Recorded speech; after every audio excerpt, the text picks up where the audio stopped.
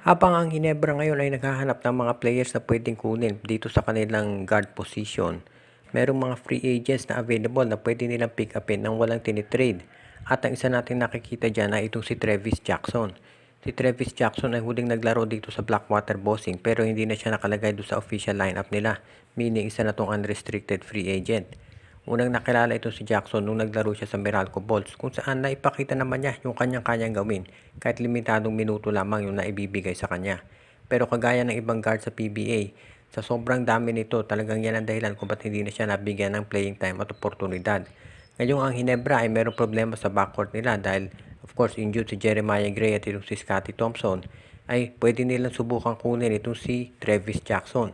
Bilang unrestricted free agent, wala na magiging problema dito sa Hinebra. Wala silang kailangang i-give up na player o draft pick. Bigyan lang nila kahit one conference contract itong si Jackson para patunayan kung anong kaya niyang gawin. Hanggat for example, iniintay nila kung anong mangyayari dito kay Chris Newsom kung makukuha nila o hindi. Kung sakaling hindi maganda maipakita ni Jackson o hindi siya fit sa sistema, pag-intay lang nila matapos yung kontrata, walang problema, pwede na nilang i-release. Ngayon, kung maganda ipapakita nitong si Jackson, pwede nilang bigyan ng mas mahabang kontrata. So sa tingin ko mukhang okay na maging pick up ng Barangay Hinebra ito si Travis Jackson. Alam natin na ito si Jackson kahit din umiscore ng puntos at mag-drive sa basket, may 3-point shot din to. Pero sa Barangay Hinebra, mas importante siyempre yung kanyang playmaking at maisiguro na yung mga puntos ay maiibigay at yung mga assist para dito sa kanilang big men na si Christian Stan Hardinger at Japit Aguilar at siyempre yung kanilang wingmen katulad nitong si Jamie Malonzo. Hindi lang itong si Travis Jackson, of course, ang guard na available, pati si Mike Tolomia nandyan at si Rashawn McCarthy. So ang Hinebra, maraming options kung titingin sila sa free agency para kumuha ng point guard. Kung ano-ano ang kumakalat ngayon ng mga balita kay Vic Manuel, ang unang lumabas dito sa Facebook, ito raw si Manuel ay maglalaro para sa Manila Stars sa MPBL next season. Pero ito ay itinanggi na mismo ni Musselman at hindi raw ito totoo.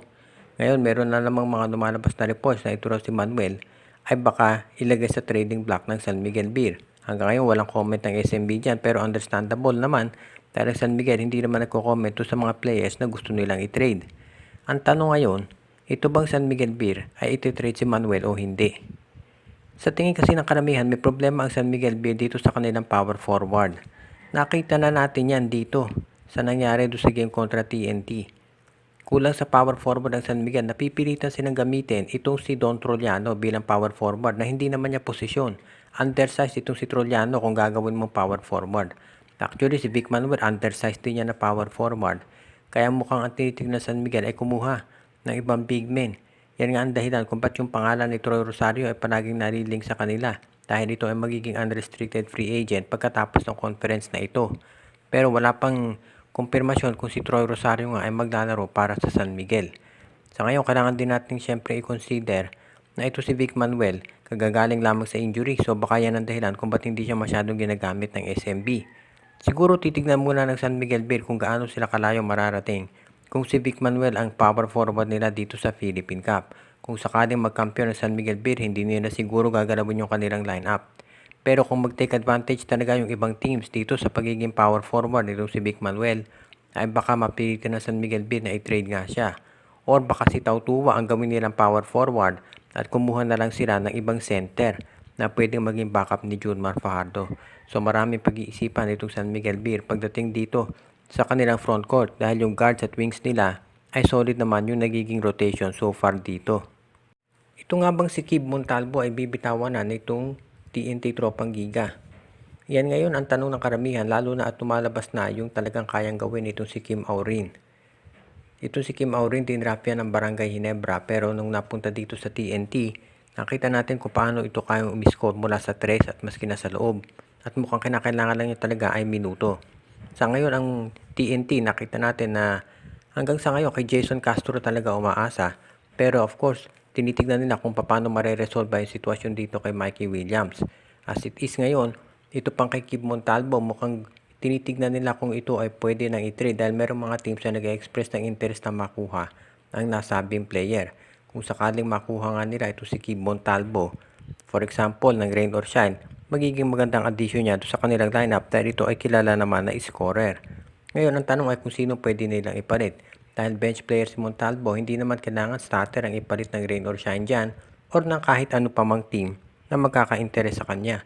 Nasa TNT na lamang yan kung papakawalan nila ito o hindi. As it is, kung sakaling bumalik si Mikey Williams, baka medyo dumami yung mga guards nitong TNT tropang giga. Alam natin dyan talaga naka-orient yung setup nitong si Coach Chot Reyes. Pero kung sakasakali para mabigyan ng additional playing time to si Kim Aurin at yung iba pa nila mga players, baka mas mabuti nga na i-trade na nila ang nasabing gwardya.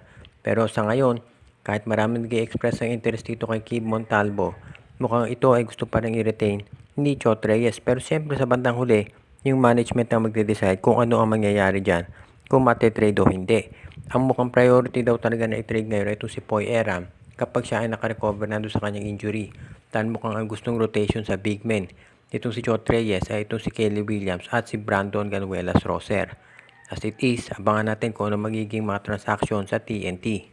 Agent na si Kent Salado ay kinuha na ng Phoenix Fuel Masters at binigyan ito ng kontrata. Sa ngayon, alam natin na itong si Ken Salado huli ang naglaro dito sa Northport Batang Pier. Si Salado ay na-draft ng Barangay Ginebra kasama itong si Arvin Tolentino at Jeric Balanza.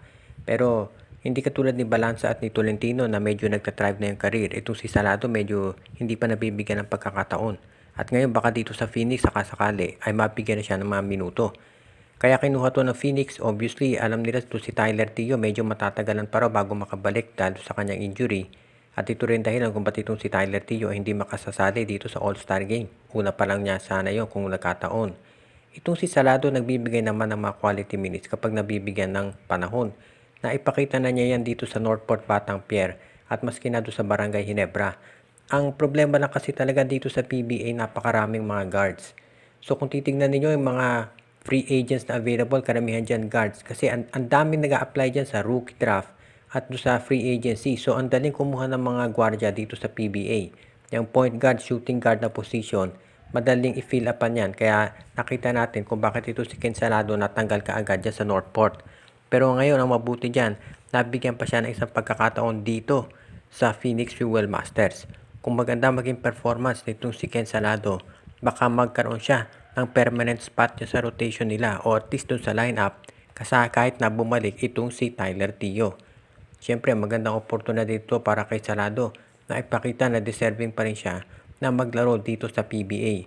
Kaya ngayon, tignan natin kung itong si Salado ay magkakaroon ng tsansa na ipakita hindi lamang yung kanyang scoring dahil siyempre, ang hinahanap dyan talaga ni Coach Mike Jarin dito kay Salado ay yung kanyang playmaking dahil yan ang importante ngayon dito sa Phoenix Fuel Masters lalo na at medyo nag-i-struggle talaga sila at wala itong si Tyler Tio sa point guard.